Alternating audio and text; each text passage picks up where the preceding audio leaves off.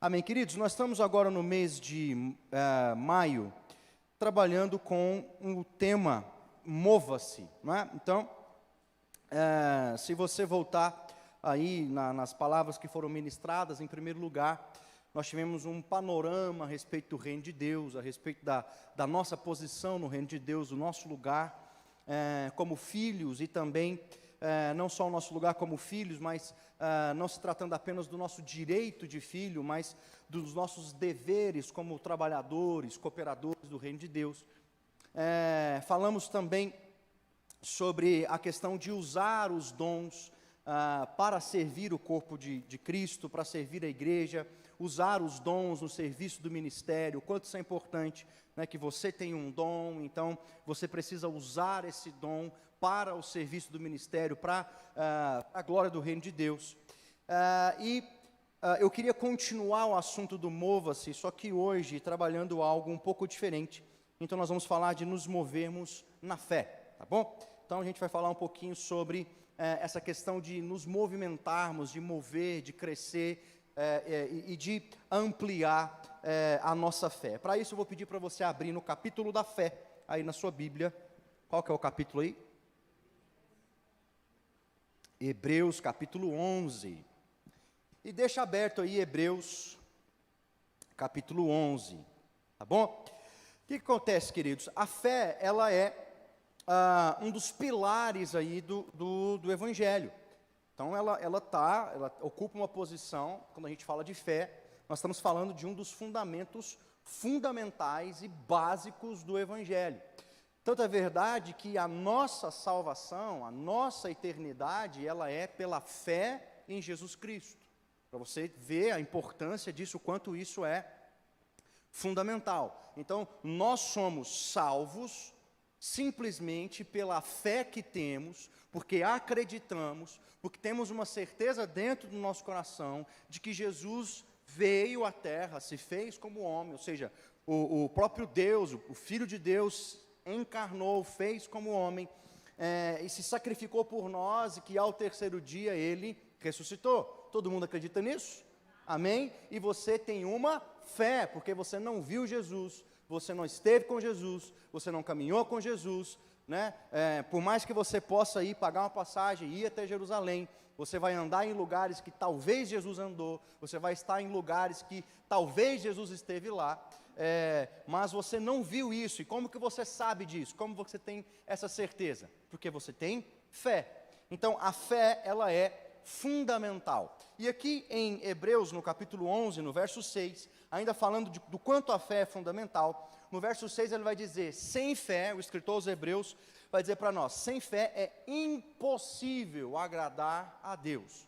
Então, se ele dá essa declaração, quer dizer que o contrário é verdade. Se sem fé é impossível agradar a Deus, com fé eu posso agradar a Deus. Então, como que eu vou agradar a Deus? Expressando a minha fé, tendo fé. Então, para você ver a importância disso, o verso 6 está dizendo isso, Hebreus 11:6, sem fé é impossível agradar a Deus, pois é necessário que quem se aproxima creia que Ele existe e recompensa os que o buscam. Então, olha só o quanto que essa questão da fé é fundamental e basilar, tá bom? E a gente vai lendo os evangelhos, a história ali de Jesus com os discípulos, e isso não está escrito nos evangelhos de forma assim clara, né? Olha, e os discípulos desagradaram a Jesus, né? Mas você consegue pensar nas histórias e nos evangelhos, momentos onde os discípulos desagradaram a Jesus, e esses momentos estão, alguns deles, relacionados com a incredulidade, a falta de fé dos discípulos.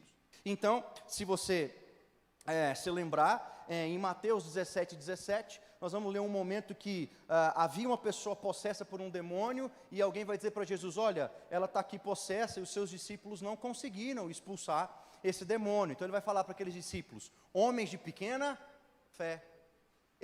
Você lê aquilo e parece que Jesus fica decepcionado, poxa, Vocês são homens de pequena fé, até quando eu vou ter que ficar lidando com a incredulidade de vocês? O episódio também de Jesus no barco, né? Jesus está lá dormindo no barco, tem uma chuva, uma tempestade bem forte, e aí os discípulos pensam que vão morrer, nós vamos morrer, esse barco vai se arrebentar, nós vamos afogar todo mundo. Acorda Jesus, acorda Jesus, acorda Jesus. Jesus acorda, acalma a tempestade e diz o que para eles? Homens de pequena fé, vocês estão me decepcionando, eu estou aqui no barco, estava tirando um sono bom, e vocês me acordaram. Então, você percebe que a falta de fé dos discípulos desagradava ao Senhor, incomodava Jesus. Você percebia que ele ficava assim, e por causa da incredulidade, inclusive, muitos milagres deixaram de acontecer. A gente lê também nos evangelhos, o momento que ele estava na cidade dele, na cidade onde ele cresceu, né, e ali as pessoas vão olhar e falar, mas esse aí não é o Jesus, o filho da Maria, né, esse menino cresceu aqui, né, quem que é esse cara? E aí o texto vai dizer que por causa da incredulidade a respeito de Jesus, muitos milagres não aconteceram. Então você percebe que sem fé é impossível agradar ao Senhor. Os discípulos então desagradavam a Jesus quando eles não expressavam fé. E Jesus, é como se Jesus estivesse assim, cara, eu sou o Filho de Deus. Poxa, vocês já viram eu fazer um monte de milagre. Vocês já têm essa consciência de que eu sou o Filho de Deus. Eu sou o Messias, eu estou aqui com vocês. Eu estou encarnado aqui diante de vocês. E vocês ainda não acreditam. Por isso, a falta de fé desagradava ao Senhor, né? E nós estamos numa outra posição, nós não vemos o Senhor, nós não tocamos, nós não convivemos com Ele, mas bem-aventurados que não viram e creram. Então nós cremos no Senhor Jesus e isso é fundamental. Agora, outros episódios da Bíblia mostram o Senhor Jesus respondendo de forma muito positiva quando o indivíduo expressava fé, quando ele tinha uma fé forte. Se não fala a cabeça, Mateus capítulo 8, você vai ler o centurião chega para conversar com Jesus e fala, olha, eu estou com um empregado lá, doente, o senhor podia curar esse empregado, né? E aí o texto dá a entender que Jesus fala, bora lá, e ele fala, não, o senhor não precisa ir lá não, eu sou um homem que eu tenho pessoas sob meu domínio, então se eu digo a um soldado vai, ele vai, se eu digo ao soldado vem, ele vem, então o senhor podia apenas dar uma palavra, e o meu servo vai ficar curado. E Jesus fala, não vi em Israel fé como essa. Aquilo move Jesus a tomar uma atitude, está curado. Outro exemplo de como que essas expressões de fé agradam ao Senhor é a mulher do fluxo de sangue. Né? Ele vê aquela mulher, ele vê tudo aquilo e fala, o que ele diz para ela depois? A tua fé te salvou. E ele disse isso para várias pessoas, a fé que você tem que te salvou. Outro episódio interessante é aquela mulher que pede para que ele expulse o demônio da filha, só que ela não é de Israel. E aí ele começa a conversar com ela, e até um dos textos que a gente fica assim, né, parece que ele foi mal educado com a mulher, né, porque primeiro ele não responde ela, e aí depois quando ele responde, ele fala assim, olha, eu não posso fazer nada por você, porque eu vim primeiro para a casa de Israel, eu não posso tirar, né, o pão dos filhos e dar aos cachorros, né, os cachorrinhos. Você lê e fala, credo, né, que mal educado. Mas o que ele está dizendo? Eu não posso tirar o que é dos filhos e dar a quem não é filho. E aí ela expressa uma fé muito grande, ela fala, Senhor, eu sei disso, eu não quero usurpar o que é deles, eu não estou pedindo o que é deles, mas o Senhor bem sabe que os cachorrinhos comem das migalhas que caem no chão, eu preciso só de uma migalha para resolver o meu problema. Daí ele olha e fala, grande é a tua fé. Então ele age sobre aquela mulher. Então você percebe que quando ele toma atitudes, ele está diante de pessoas que estão expressando grande fé. E quando ele está desanimado, né, quando ele fica entristecido, é quando ele está diante de pessoas que deveriam ter um comportamento de fé e não tem. A questão é que a fé, ela se contrapõe à nossa natureza. Esse é o problema, tá? A fé, ela vai estar oposta, a natureza da fé é oposta à nossa natureza normal, natural. Tem um escritor famoso, o Brennan Manning, ele escreve um livro bem famoso que é o Evangelho Maltrapilho, e tem um outro livro dele, o Convite à Loucura, onde ele fala o seguinte, que nós como pessoas, nós nos movemos, e tudo o que nós fazemos para, em tese, ir atrás de 3 coisas. Então, tudo que o homem naturalmente faz, vai conduzir o homem a 3 coisas. poder, prazer e segurança. Então, geralmente, tudo o que nós fazemos é para que a gente, no final, tenha poder, prazer e segurança. É o que nós desejamos. Porque essas coisas, se eu tenho poder, se eu tenho prazer, se eu tenho segurança, essas coisas elas me dão domínio sobre as circunstâncias, pelo menos que aparente domínio. E aí, o que acontece? Qual que é o principal elemento, né, não o único, mas o principal elemento que nos dá essa sensação de poder, prazer e segurança? Dinheiro. Porque se o cara tem muito dinheiro, ele se sente poderoso. O dinheiro abre portas, leva ele a alguns lugares diante dos poderosos. Então, muito dinheiro, poder. Se eu tenho muito dinheiro, eu posso então usufruir de prazer. Eu posso comprar o que eu quiser, a roupa que eu quiser, a comida que eu quiser. Eu posso viajar quando eu quiser, para o lugar que eu quiser, porque eu tenho muito dinheiro. Então, isso gera prazer. E o dinheiro traz uma sensação de segurança. Se eu tenho muito dinheiro no banco, então eu estou bem, seguro, estou tranquilo. Se acontecer alguma coisa, eu vou lá e tenho dinheiro lá no banco. Só que a gente esquece que dinheiro compra casa, mas ele não compra um lar. Um lar é construído por caráter e não por dinheiro. Então, quando você começa a colocar essas incógnitas na equação, você começa a perceber que a coisa não é bem assim. Porque eu tenho muito dinheiro, eu posso viajar para onde eu quero, isso é prazeroso. Mas será que paz interior eu compro onde? Não se compra. Então você começa a perceber que a segurança, a paz que nós desejamos ter sobre essas coisas, elas é uma falsa sensação de segurança, uma falsa sensação de prazer. Mas nós vamos conduzindo a nossa vida em busca dessas coisas. Nós crescemos aprendendo isso. Você precisa estudar, você precisa ser o melhor, você precisa ter um bom emprego. Para quê? Para ter dinheiro, para não sofrer na vida. Não é? Por quê? Então você percebe que tudo nosso é buscando poder, prazer, segurança. Poder, prazer, segurança. E a primeira coisa que eu queria te dizer é que a fé é um convite ao abandono do domínio. Primeira coisa. A fé ela é um convite, abandone o seu domínio. Quando nós vamos para Hebreus, capítulo 11, verso 1, se você quiser ir abrir, mais que você sabe de cor, mas vamos lá.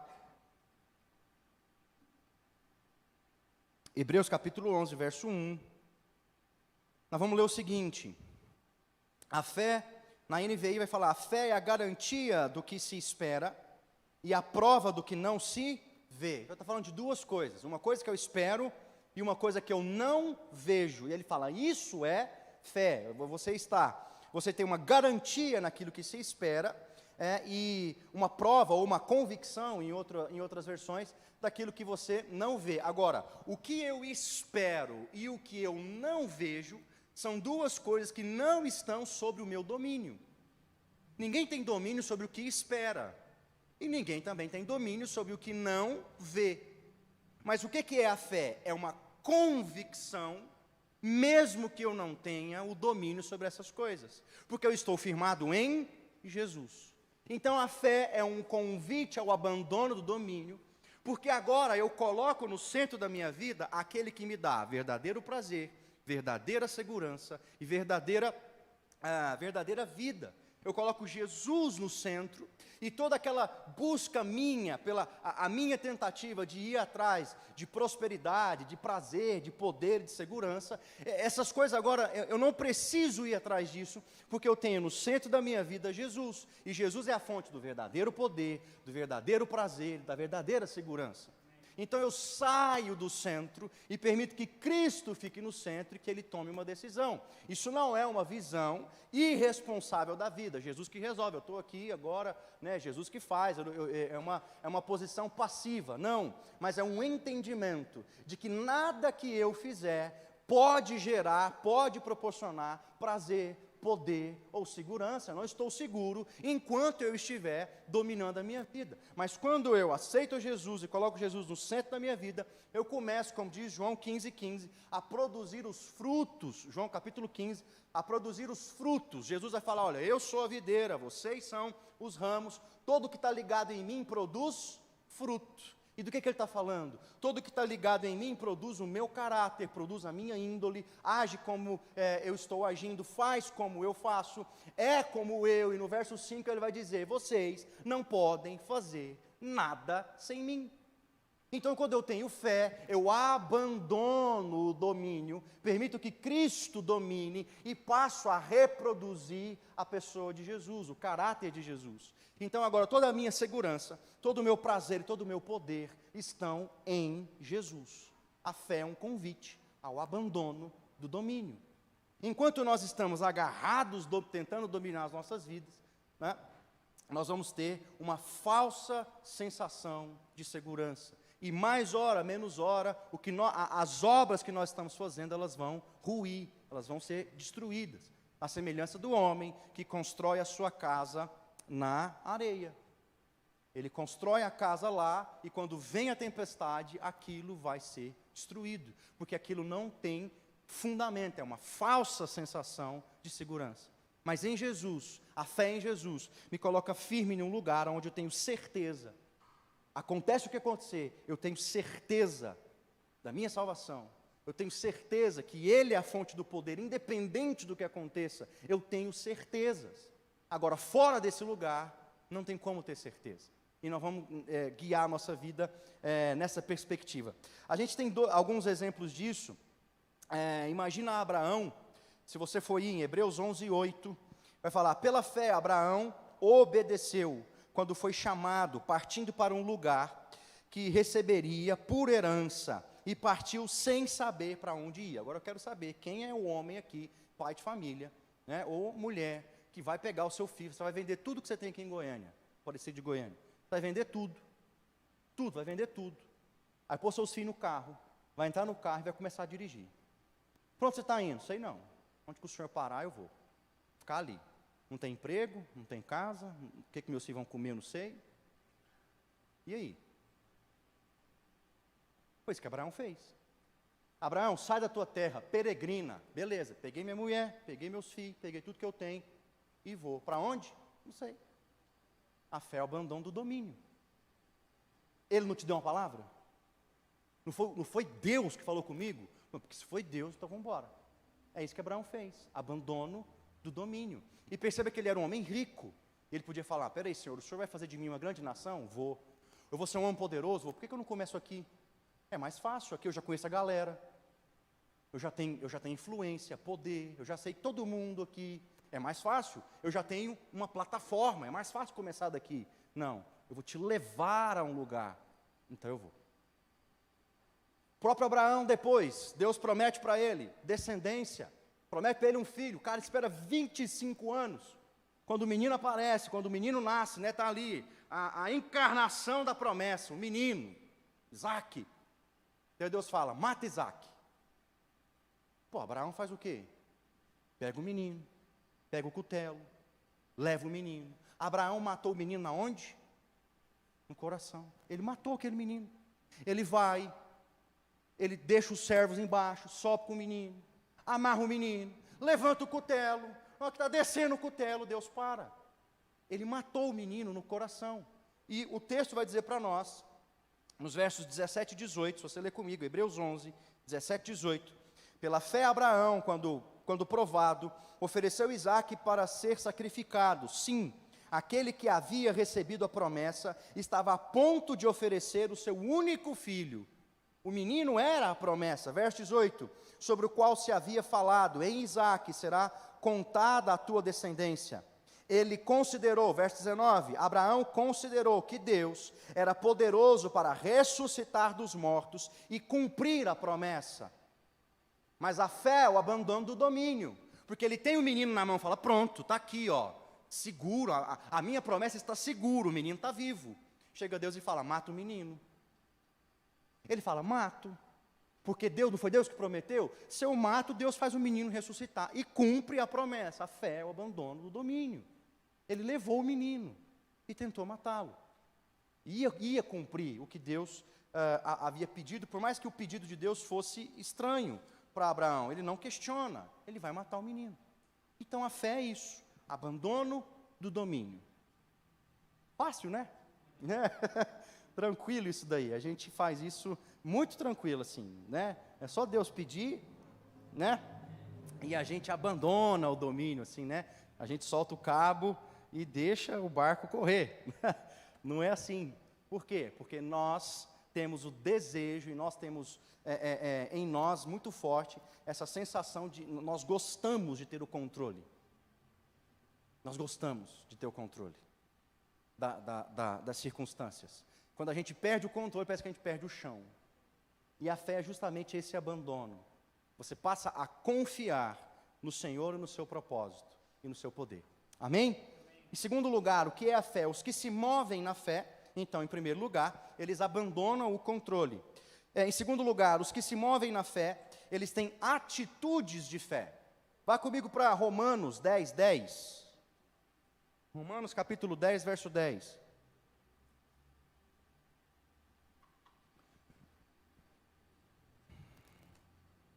Romanos 10, 10 fala, ó: pois com o coração se crê para a justiça, e com a boca se confessa para a salvação. Presta atenção.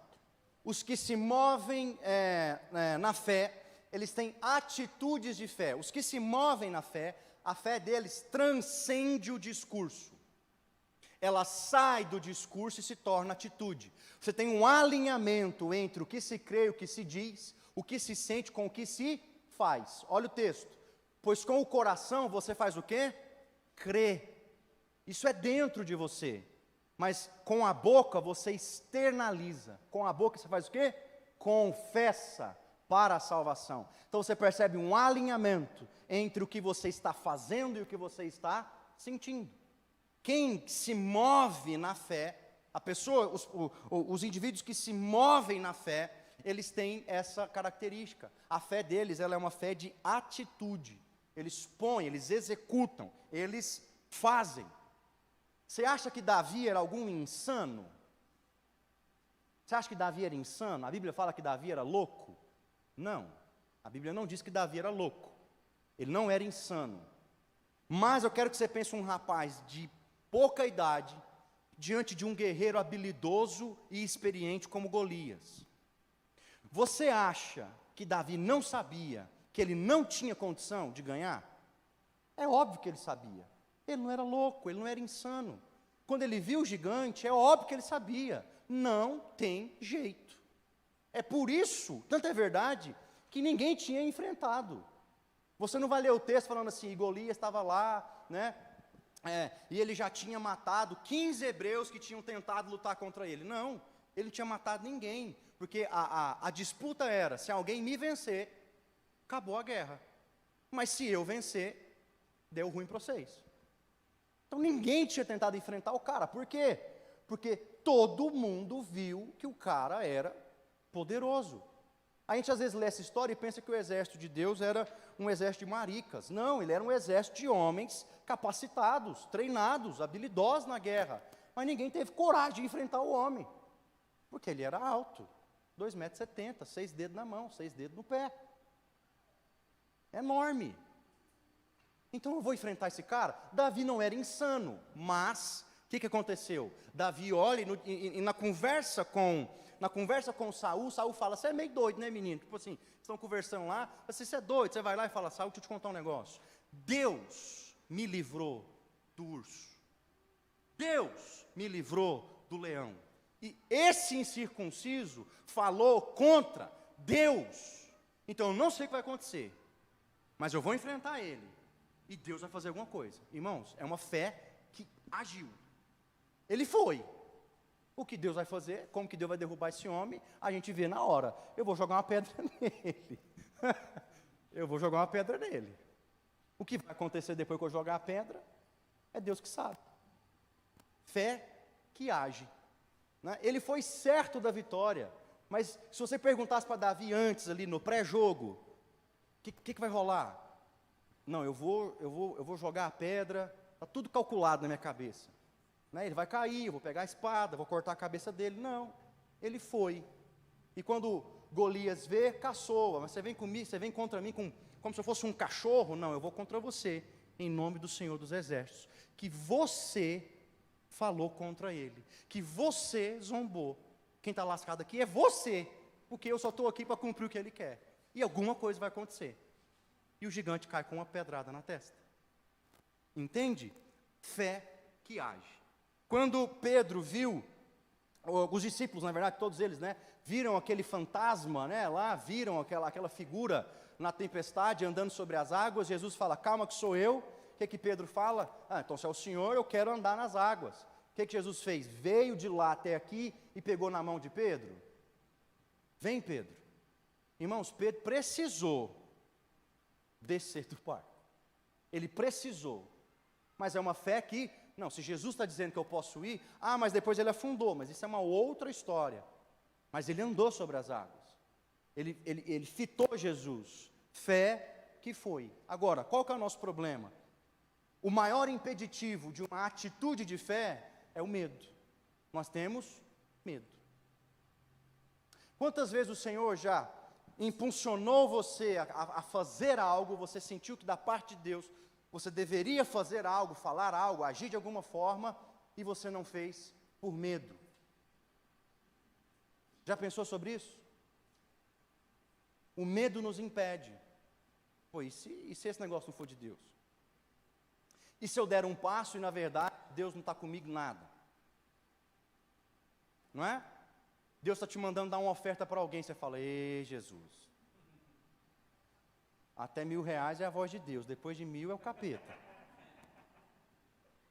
Mas você faz, você sente, porque dentro de você tem um espírito falando, mas a gente tem medo. E porque a gente tem medo, a gente não faz. E porque a gente não faz, às vezes, aquele que está enfermo não recebe a cura dele. Às vezes, aquele que está necessitado não recebe o socorro, porque você ficou com medo, porque eu e você ficamos com medo. Deixa eu te contar uma história. Eu tinha 17 anos. Tem tempo, tem nada, Luiz. Eu estava na casa de um amigo meu. Eu já era um líder de célula na igreja, mas eu estava na casa desse amigo meu e a célula dele não era a minha célula. Mas eu estava lá, ia rolar a célula e eu ia participar. E a gente estava lá. Nessa época, o George da Poliana aqui, eu já contei essa história aqui, mas eu vou contar de novo. E o George estava lá e tal, fez o louvor, e tinha, assim, a gente fez a célula na área da casa, e a gente estava lá, eu estava participando da célula, o George cantando e tal, fazendo louvor, e uma menina ficou possessa. Irmãos, pensa, você está lá na sua célula, de boa, Luiz, na sua célula, aí canta e alguém cai no chão, possesso. Irmãos, todo mundo foi para dentro da casa, ficou eu, o George, o Espírito Santo, a menina e o coisa ruim, que estava na menina. Ficou nós 5 lá. Porque todo mundo viu, a maioria era novo convertido, a menina estava na igreja há pouco tempo, os mais velhos da casa era eu e o George, né? E aí a gente só olhou, todo mundo entrou, eu olhei para o George, olhou para mim, eu olhei para o capeta, olhei para ele e falei, e agora, né? Até então eu só tinha visto o pastor, né? Expulsar um demônio. Eu falei, e agora? A gente liga para o pastor, a gente larga ela aí, vamos embora também, né? Ela que resolva com ele aí, né? Eu tive medo. Mas o que eu vou fazer agora? Eu falei, meu filho, você toca, eu ponho a mão e falo, sai, e alguma coisa vai ter que acontecer, né? E a gente começou, eu e ele, isso foi aquecendo os lá de dentro, porque eles ficaram lá dentro vendo, né, a moça. E a gente pôs a mão na cabeça dela, e o Jorge cantando, e sai, e ela foi acalmando, e saiu. Mas eu tive medo, irmãos, mas medo, a menina estribuchando no chão, aquela voz que, falei, Jesus, o que eu estou fazendo? Essa nem é a minha célula, o que eu estou fazendo aqui? Né, mas aí, né, esse demônio, esse problema não é meu, né? Capeta, falei, então sai, né? E foi lá, eu e o George, né? Me senti o Supernatural, já assistiram lá? Supernatural, me senti lá os Winchester, né? Os irmãos, Winchester, né? Os irmãos lá, né? Expulsamos o demônio da menina, depois fiquei, né, cheio, falei, pastor, deixa eu contar um negócio para o senhor, que eu expulsei um capeta na célula, mas tive que ter coragem, mas rolou medo? Rolou, irmão, deu vontade de vazar, o pastor morava lá perto, era só ir lá e chamar ele, não morava tão longe, né? Mas eu fiquei falando, o que nós vamos fazer? Nós vamos largar a menina aqui? Coragem, vamos lá, né? E o medo do capeta falar meus pecados, Começar a contar meus pecados lá, né? E o medo de falar, não vou sair, né? Eu falo, vamos fazer alguma coisa. Então, às vezes, a gente precisa ter esse desprendimento, coragem, mas nós temos medo, e o medo de falhar, a gente tem esse medo, não é? Então, e se entrar uma cadeirante, eu fico pensando, o que eu fico pensando? Eu falei, gente, eu sou um dos pastores da igreja, entra uma cadeirante ali, eu vou lá pôr a mão na cabeça dela, não acontece nada. Eu não vou pôr a mão na cabeça dela, então, é simples, eu fico aqui no meu lugar. Olha que covarde, não é? Mas e se o Senhor impulsionar? Vai lá e põe a mão na cabeça daquela mulher. Vai lá e ora por aquela mulher. Ora que ela vai andar. Mas a gente olha e fala assim, vai andar nada. Vai andar o quê? Né? E a gente não faz. Medo de falhar, medo do que os outros vão pensar, o que os outros vão dizer. Né? Eu fui lá, orou, não deu nada, esse aí, né, não está com nada. Mas a gente não tem que ter esse medo, nós temos que avançar. Então, quando você sentir algo, e que você sabe, eu não estou dizendo para você ser irresponsável, tá? Seja prudente, mas quando você sentir algo, que você tem certeza que é da parte do Senhor, e é algo que demanda coragem, experimenta. Você fala assim, Jesus amado, mas eu estou entrando num terreno incerto, a fé é o abandono do domínio. Vai lá, faz o que o Senhor está dizendo, mova-se na fé, e você vai começar a colher os frutos do seu movimento. Amém? Em terceiro lugar, os que se movem na fé, eles não têm uma fé, como a Alessandra começou aqui o culto hoje, circunstancial. O problema do povo no deserto é que a fé deles era circunstancial. Bucho cheio, água na capanga, culto para o Senhor. Bucho vazio, a água acabou, Deus seja maldito. Fé circunstancial. E quando você olha a postura de Josué e Caleb tinham fé. Quando eles veem a terra prometida e veem os gigantes, eles viram os gigantes, eles não negam. Lá no texto, você não vê Josué e Caleb diminuindo a situação. Eles não negam os gigantes. Eles falam, não, de fato tem os gigantes lá. Mas eles estavam falando, gente, mas quem é Deus? Olha para trás, veja toda a trajetória. Então a fé não é circunstancial. Porque vai ter momento da sua vida que você vai pensar e vai falar assim, gente, ou eu estou muito errado em pecado, ou Deus realmente não existe, porque olha a bagunça que está a minha vida. Mas você tem que crer no Deus que você serve. Porque a fé não pode ser circunstancial. Porque se ela for circunstancial, é interesse. Quando Deus faz, aleluia. Quando Deus não faz, Ele não é tão poderoso assim. Então a fé não pode ser circunstancial. E por último, em quarto lugar, os que se movem pela fé, são esses que vão experimentar o sobrenatural. Vão experimentar o sobrenatural os que têm coragem de se mover na fé. Eles vão experimentar o sobrenatural. Esse texto aqui, os heróis da fé de Hebreus 11, todos esses homens experimentaram o que experimentaram porque eles tiveram coragem de se mover na fé. Abraão é quem é e é reconhecido como o pai da fé, porque ele teve coragem de se mover. Noé teve coragem de construir aquela arca, porque foi necessário coragem para que ele construísse. E quando você vai vendo toda a história, você vai vendo que os homens que se moviam na fé, eles tiveram coragem e eles provaram do sobrenatural, eles viram Deus agindo sobre eles. Então você vai perceber isso, a fé, os que se movem na fé, são esses os que provam o sobrenatural. Então às vezes o sobrenatural está a um passo de nós. Está muito próximo de nós. O que nos falta? Nos movermos na fé. Eu não estou falando de sinergia, né? Nós não temos nenhum poder comparado ao Espírito de Deus. Mas eu sinto que tem momentos que o Espírito de Deus fala, amigo, eu vou até aqui, ó. Eu vou vir até aqui. Daqui para frente, se você não der um passinho para cá, não rola. Entendeu? É igual o primeiro beijo. Você vai na boca da menina? Não, você dá uma andadinha, vê se rola, se rolar ela vem. Não é verdade? É assim que funciona. Ele vai até um certo ponto. Se você não der o próximo passo, tem hora que não acontece. Então eu fico pensando o Senhor falando assim, vai meu filho, sou eu que estou te impulsionando, eu quero que você faça isso. Eu vou curar aquela pessoa, eu estou levantando você para pôr a mão na cabeça dela, e você está lá. Com a mãozinha, não vou nada, não vou fazer. Irmão, mova-se na fé. Não é fácil, Muitas vezes eu já senti algumas coisas, já tive algumas percepções, não fiz nada, porque eu falei, essa coisa da minha cabeça. Essa coisa da minha cabeça, vergonha, eu vou lá, nem converso com essa pessoa direito, eu vou pôr a mão na cabeça dela, vou ficar falando essas coisas para ela.